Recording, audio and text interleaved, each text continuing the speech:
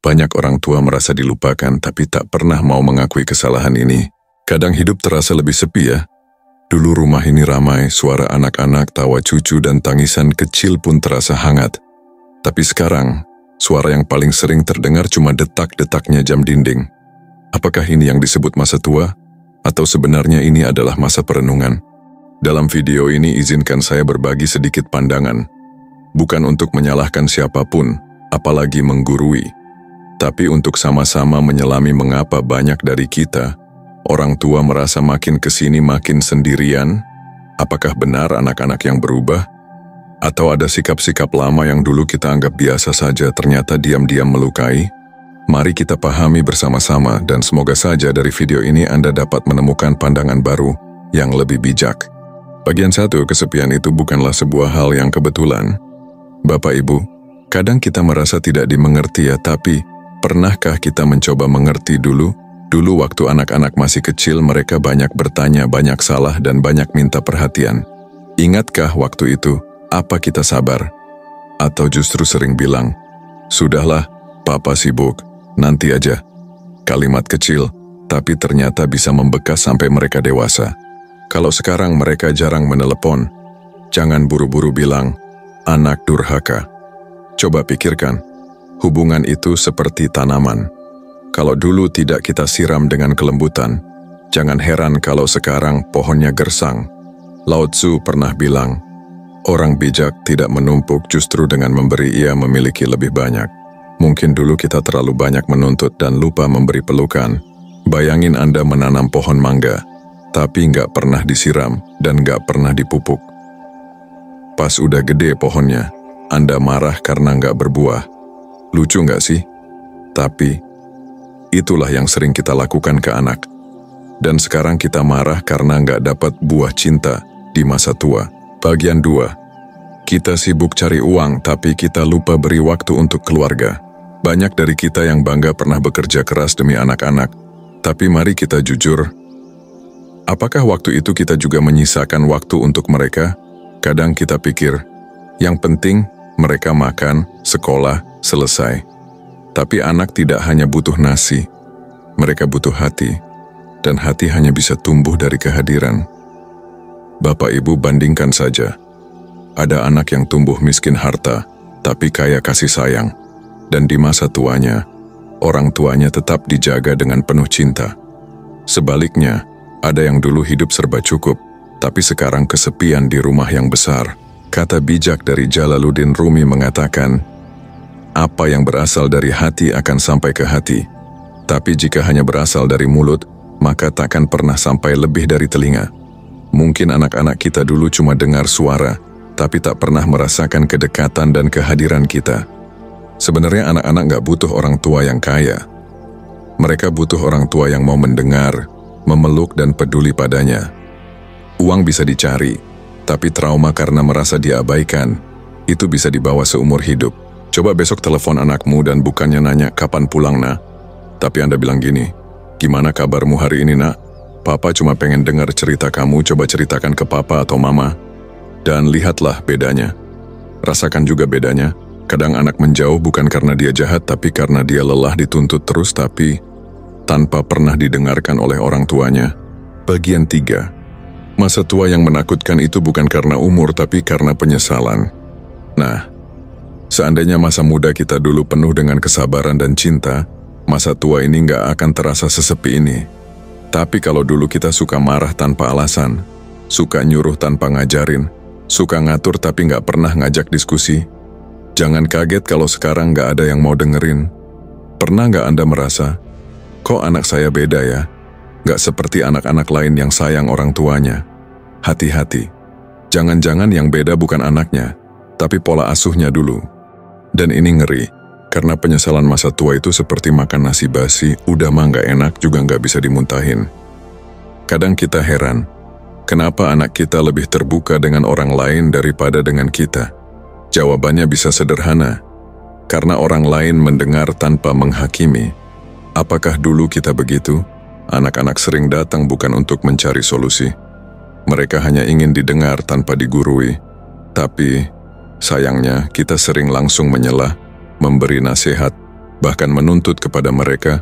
Bayangkan begini, seseorang sedang menumpahkan air dalam gelas, tapi sebelum dia selesai, kita sudah isi lagi gelas itu dengan air kita sendiri. Ya tumpah semua. Begitu pula perasaan anak. Kadang mereka hanya ingin ditampung, bukan langsung diisi dengan pepatah atau komentar pedas dari orang tua.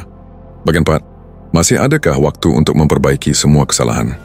Ada pertanyaan yang sering muncul di hati orang tua. Apakah masih ada waktu untuk memperbaiki hubungan yang sudah renggang?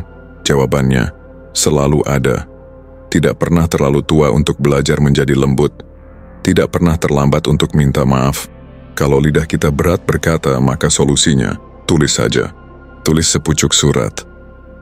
Nak, papa atau mama minta maaf sama kamu kalau dulu banyak kekurangan. Sekarang papa atau mama sedang belajar menjadi lebih baik, walau sudah di usia senja.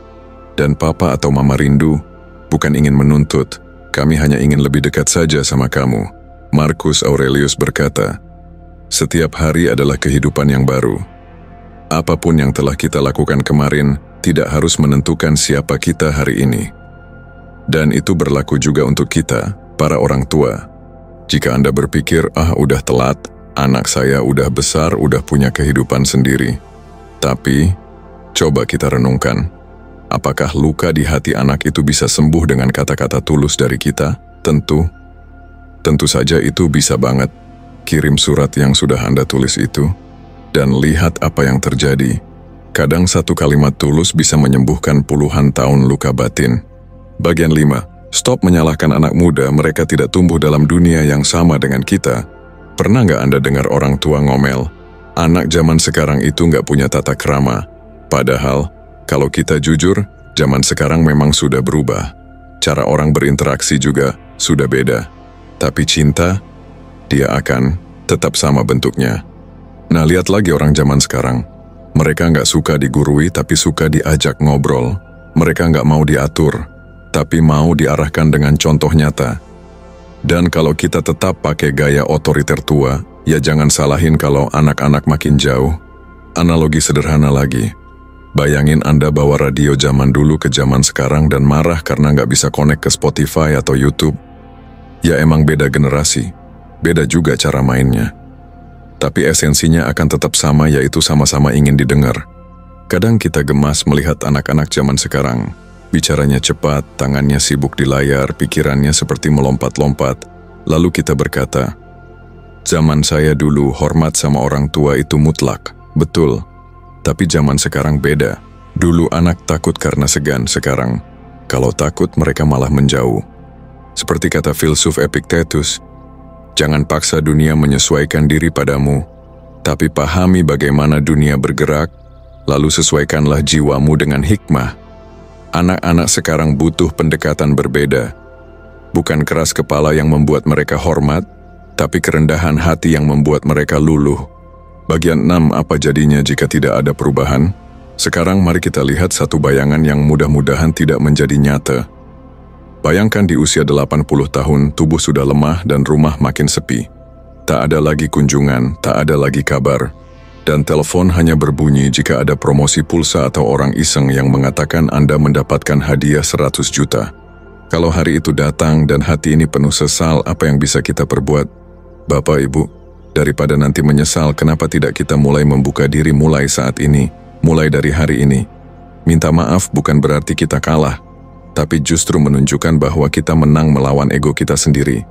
Cinta yang diperjuangkan tidak akan pernah percuma. Masa tua tidak harus jadi masa penyesalan. Masa tua bisa jadi masa damai, asalkan kita mau membuka hati, mengakui kekurangan, dan belajar mencintai dengan cara baru. Selama Anda masih bisa bicara, masih bisa mendengar, masih bisa memeluk, Anda masih bisa memperbaiki semuanya. Kalau kita mau menua dengan damai, jangan menua dengan beban. Kalau kita ingin dihormati, bukan ditakuti, ya kita harus belajar memberi cinta, bukan hanya perintah. Dan ingat, menjadi orang tua itu bukan soal umur, tapi soal hati yang mau terus belajar, mencintai dengan cara yang benar. Karena cinta yang tulus gak pernah kadaluarsa. Masa tua tidak harus jadi masa penyesalan. Asal kita mau membuka hati, mengakui kekurangan, dan belajar mencintai dengan cara baru, kita bisa menciptakan masa tua yang tenang dan damai. Ibnu Athaillah pernah berkata, "Jangan menunggu sempurna untuk berbuat baik, karena kebaikanlah yang akan menyempurnakan hati kita. Jika Anda merasa terlambat, ingatlah cahaya lilin yang dinyalakan di malam hari tetap bisa memberi terang, walau hanya sebentar. Dan siapa tahu dengan satu pelukan, satu permintaan maaf, dan satu senyum tulus, hubungan yang dingin bisa mencair kembali." Kalau Anda nonton video ini dan merasa itu aku banget, coba bagikan ke anakmu. Kalau Anda anak muda dan orang tuamu pernah begini, jangan benci. Tapi kalau bisa, bantu mereka belajar jadi lebih lembut. Karena perubahan kadang butuh waktu, tapi selalu layak diperjuangkan. Terima kasih sudah menonton sampai akhir, dan salam channel Sentuhan Hati Nurani.